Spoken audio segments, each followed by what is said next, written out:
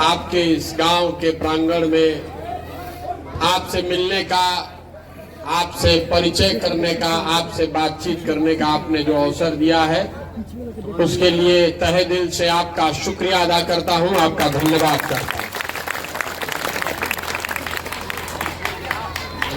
मेरा नाम है प्रशांत किशोर और हम नेता नहीं हैं। अभी महानुभाव ने एक सवाल उठाया है, एक ही क्यों, हम आपके सारे सवालों का भी जवाब देंगे। आपसे गुजारिश ये है कि जितनी ईमानदारी से आपने सवाल किया है, उतनी ही ईमानदारी से उसका उत्तर भी सुनने के लिए ओपन माइंड से उसको सुनिए, जांचिए, परखिए, मूल्यांकन कीजिए, उसके बाद निर्णय लीजिएगा। तो पहली बात तो आप ये समझ लीजिए, आपको आदत पड़ गई है, आपको लगता है कि जो आ रहा है आपके पास वो आपका वोट लेने आया है।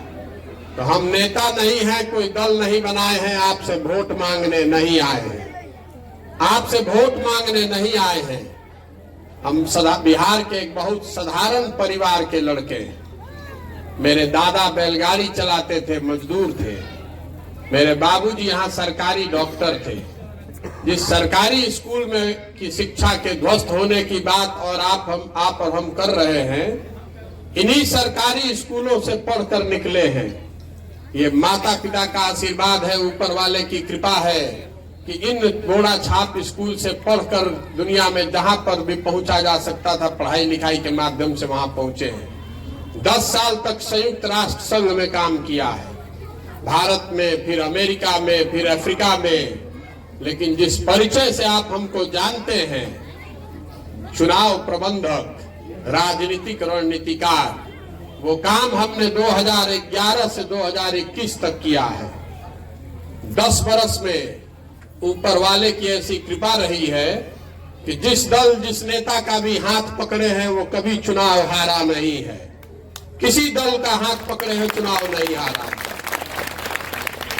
लेकिन 2 मई 2021 को जिस दिन बंगाल का रिजल्ट आया, परिणाम आया, उस दिन मैंने सार्वजनिक तौर पर देश के मीडिया के सामने ये घोषणा की है कि अब जीवन में किसी भी राजनीतिक दल और नेता के साथ आगे काम नहीं करेंगे।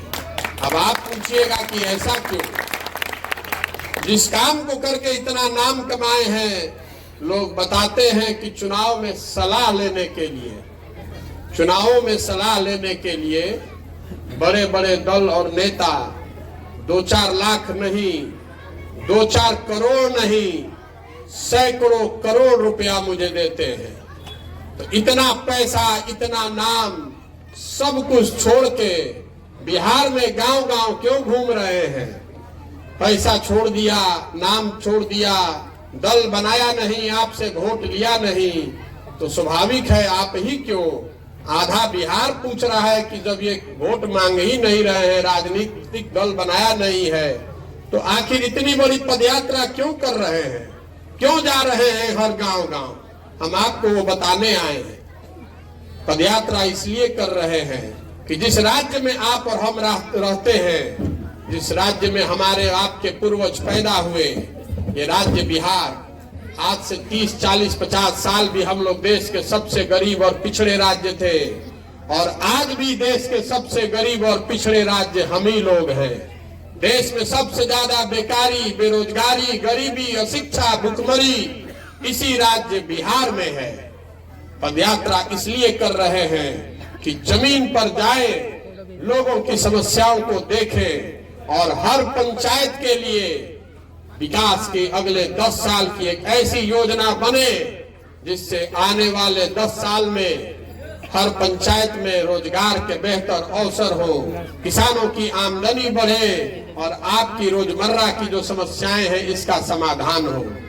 ये पदयात्रा का पहला उद्देश्य है। लेकिन हम आपकी समस्या तो हमको आज पता चलेगी जब हम आपके पंचायत में आए हैं। हमारे साथ 500 लड़के काम कर रहे हैं, तो उनको भी पता चलेगा कि आपके यहाँ सड़क पर क्या हालत है, आपके नालियों गलियों की क्या दशा है, आपके विद्यालय की क्या हालत है, आपके अस्पताल की क्या हालत है। लेकिन रउआ तो ये रहता नहीं।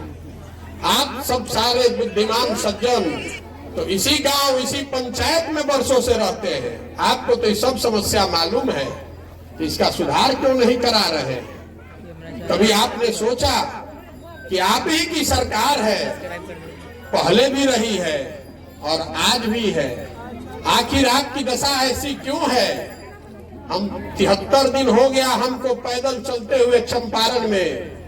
माननीय, दोनों चंपारण में 73 दिन पैदल चलने के बाद एक बात बहुत विश्वास से आपको कहना चाहता हूं कि बिहार की गरीबी और बदहाली की बात तो छोड़ दीजिए।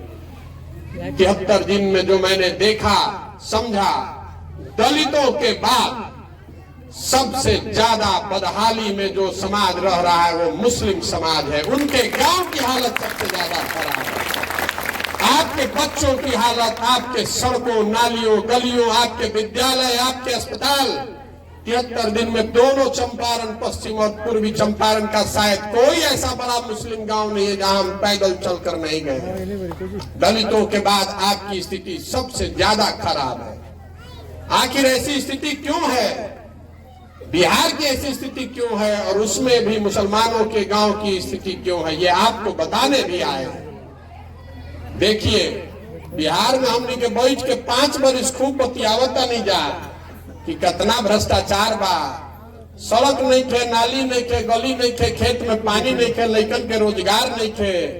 लेकिन पिछले 30-35 सालों से बिहार में 4 ही चीज पर वोट पड़ रहा है। पहला बात, जो हिंदू समाज है उसमें ज्यादातर लोग ये कहते हैं कि बात चाहे कुछ भी करे, चुनाव के दिन कहेगा कि हमारा जात का उम्मीदवार कौन है, चलो उसी जात को वोट दे देते हैं। जो आदमी जात से बच गया उसको धर्म के नाम पर, हिंदू मुसलमान के नाम पर घेरा जा रहा है। सारा हिंदू एक हो जाओ, मुसलमान को नहीं जीतने देना है। आपको भी लगता है कि सारा हिंदू भाजपाई हो गया, हमको भी एकजुट होने की जरूरत है, तो हिंदू मुसलमान के नाम पर बट गए।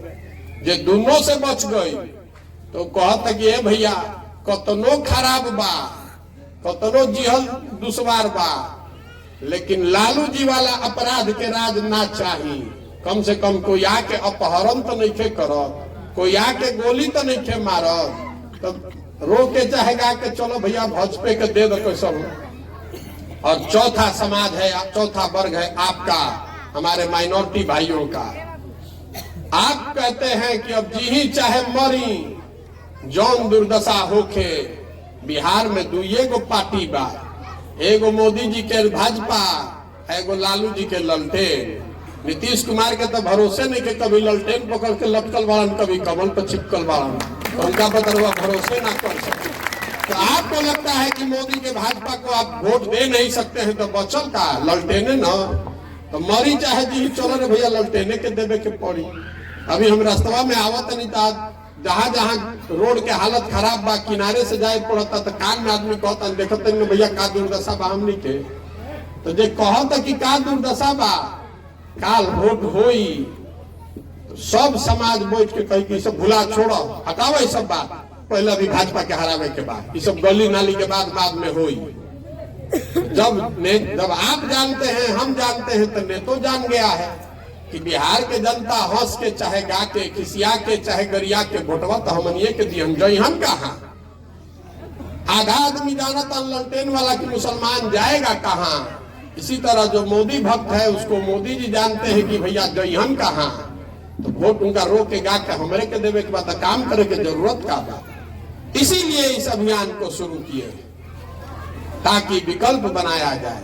लेकिन विकल्प प्रशांत किशोर का नहीं है। प्रशांत किशोर को विकल्प बनाना रहता तो हम ही दल बना लेते। बिहार तब सुधरेगा जब 40-50 हजार अच्छा आदमी वार्ड सदस्य जीत कर आए, जब 4-5 हजार अच्छा आदमी मुखिया बनेगा, जब अच्छे लड़के जिला परिषद और प्रमुख का पद पाएंगे, जब 100-150 अच्छा आदमी विधायक बनेगा, तब बिहार सुधरेगा। दलों के जीतने से, मुख्यमंत्री बदलने से बिहार नहीं सुधरने वाला है। नीचे से लेकर ऊपर तक धुंध लग गया है, कैसे सुधरेगा? आप कह रहे हैं कि आप किस लिए आए हैं, हम उस पर 5 मिनट में आते हैं। पहले आप बात समझ लीजिए कि पदयात्रा का उद्देश्य क्या है। पदयात्रा का उद्देश्य किसी को हराना जिताना नहीं है। पदयात्रा का उद्देश्य है कि जमीन के स्तर से बिहार के विकास के लिए पंचायतवार ऐसी योजना बनाई जाए 10 साल की, ताकि 10 वर्ष में हर पंचायत में विश्व स्तरीय विद्यालय हो, लोगों को हर पंचायत में रोजगार हो, किसानों की आमदनी बढ़े, नलियों की गलियों की, शहरों की, गांव की स्थिति को सुधारा जाए। और ये खाली घोषणा करने के लिए नहीं, पूरी योजना बनाकर जारी करेंगे जब पदयात्रा खत्म होगा, ताकि आप देख सकेंगे कि आपके गांव, आपके पंचायत के लिए कौन सी योजना बताई गई है। ठीक लगे तो जुड़िएगा, नहीं ठीक लगे तो जहां है वहां रहिए।